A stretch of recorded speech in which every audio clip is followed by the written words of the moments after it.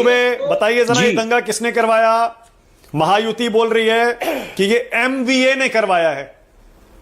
आप बताइए क्या हुआ है नागपुर में? मानक भाई नमस्ते। सबसे पहले तो संजय राउत जी का पूरा बयान बता देता हूं। औरंग्या की कब्र शौर्य का प्रतीक है हमारे छत्रपति शिवाजी महाराज के, ये पूरा वाक्य है। फिर भी कुछ लोग अपने नाकामियों को छुपाने के लिए हम पर दोष लगा देते हैं। खैर छोड़िए, उनकी बुद्धि को सलाम है।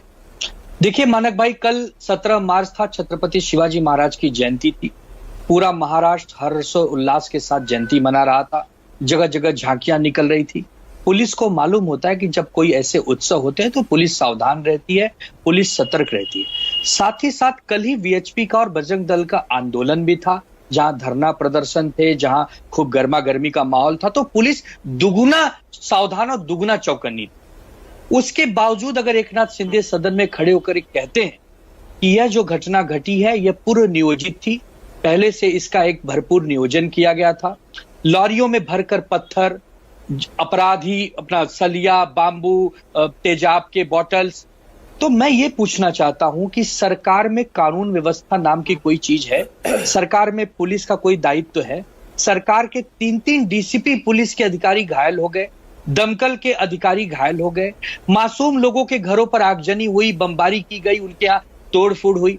तो अगर एक विपक्ष होने के नाते हम सरकार की आलोचना करते हैं या सरकार को आईना दिखाते हैं कि जब से ये महायुति की सरकार आई है अपराध बढ़ गए हैं, कहीं मर्डर हो रहे हैं, भीड़ में हिंसा हो रही है, कहीं महिलाओं के साथ अपराध हो रहा है, तो क्या आप एक मणिपुर और बनाना चाहते हैं? मणिपुर में भी डबल इंजन की सरकार है, वहां भी बीजेपी और केंद्र में राज्य में बीजेपी। वहां पर आज कोई टूरिज्म नहीं जाता, वहां पर कोई इंडस्ट्रियलिस्ट नहीं जाता, कोई उद्योग धंधे नहीं जाते। तो क्या ये सोची समझी राजनीति है, रणनीति है कि कोई लाडली बहन पर बात न करे, कोई हमारे किसानों की आय की बात न करे, कोई डॉलर और रुपए की खाई की बढ़ती हुई दूरी के बारे में बात न करे?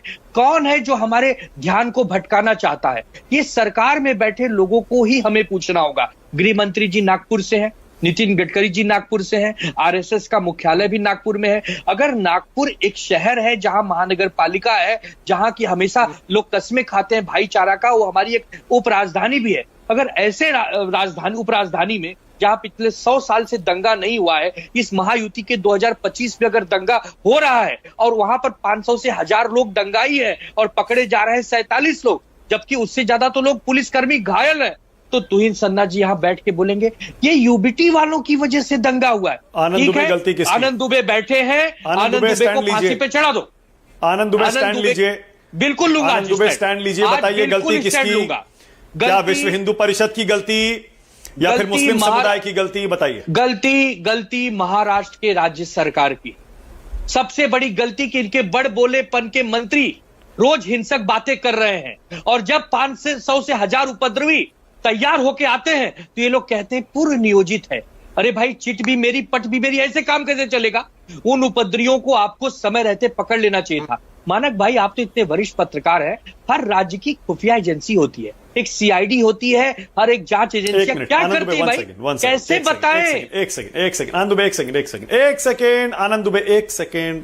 राज्य सरकार को कटघरे में खड़ा करना आपकी जिम्मेदारी है, बिल्कुल सही है, हम भी वही सवाल पूछ रहे हैं।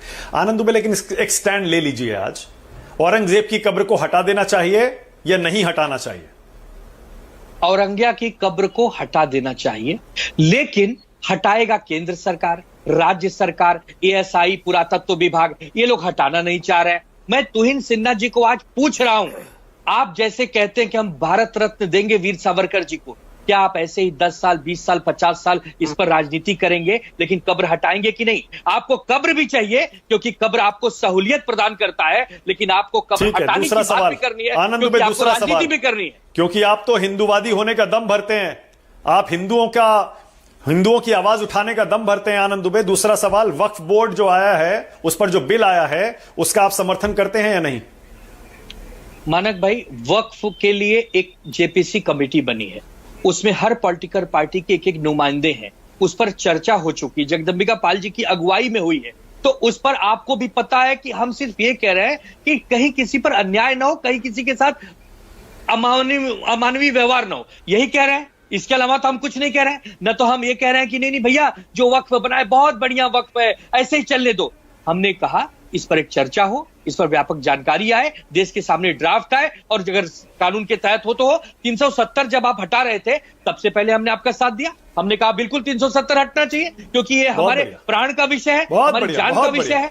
तो हम वही कह रहे हैं कि आज हमारे पुलिसकर्मी घायल हुए, आज हमारे हिंदू भाई बहनों पर अत्याचार हुआ, आज वहां के मासूम हिंदू भाई बहन जिनकी कोई गलती नहीं थी, उनके घरों में तेजाब फेंके गए, उनके घरों में तेजाब फेंके गए। इनके राज में अगर हिंदू सुरक्षित नेजा मेला, तो सुरक्षित कौन है? संभल में नेजा मेला बंद करा दिया, संभल में वहां की प्रशासन ने नेजा मेला बंद करा दिया। आप उसका समर्थन करते हैं क्या? और संभल जो गर्म हुआ, वहां जो दंगा हुआ, उसके लिए कौन जिम्मेदार? सरकार तो है ही, उसके अलावा बताइएगा लोकली वहां पर किसकी जिम्मेदारी? मानक भाई, मेरा स्टैंड क्लियर है। मुगल आताताई थे, बाबर से लेकर और जितने भी, औरंगजेब से लेकर जितने भी, बहुत इनका बड़ा खानदान है, साला सबका नाम भी याद नहीं होता, ये सब आताताई थे। ये फरगाना से आए थे, ये उज्बेकिस्तान से आए थे, इनका हिंदुस्तान से कोई लेना देना नहीं था। ये एक लूटने की भावना से आए थे, जैसे अंग्रेज आए थे वैसे ही मुगल आए थे। तो अगर इनकी कोई प्रथा है वो बंद हो रही है, स्वागत योग्य है, क्योंकि हमारे लोगों को, हमारे जख्मों को कुरेद कुरेद कर इन्होंने यहां शासन किया है। छत्रपति संभाजी महाराज और छत्रपति शिवाजी महाराज के प्रति जो द्वेष भावना इन्होंने हमारे सामने प्रकट की थी, वो कभी कोई भूल नहीं सकता।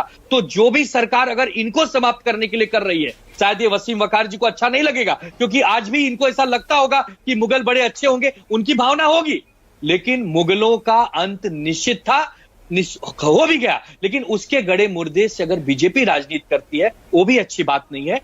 मुगलों का नाम ही लेना बंद करना चाहिए। अगर इनको लगता है, हिम्मत है, उसकी कब्र हटाना चाहिए। ओके आनंद दुबे, जल्दी से, बहुत बढ़िया आनंद दुबे, बहुत बढ़िया।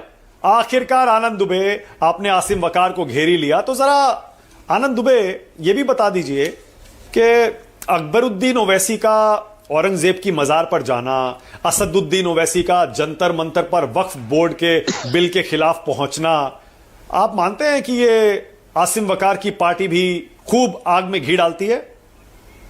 अरे भाई, ये तो महिमा मंडन करते हैं औरंगजेब का, ये सामने बैठे टेलीविजन पे। क्या मैं कहीं विदेश से थोड़ी बात कर रहा हूं?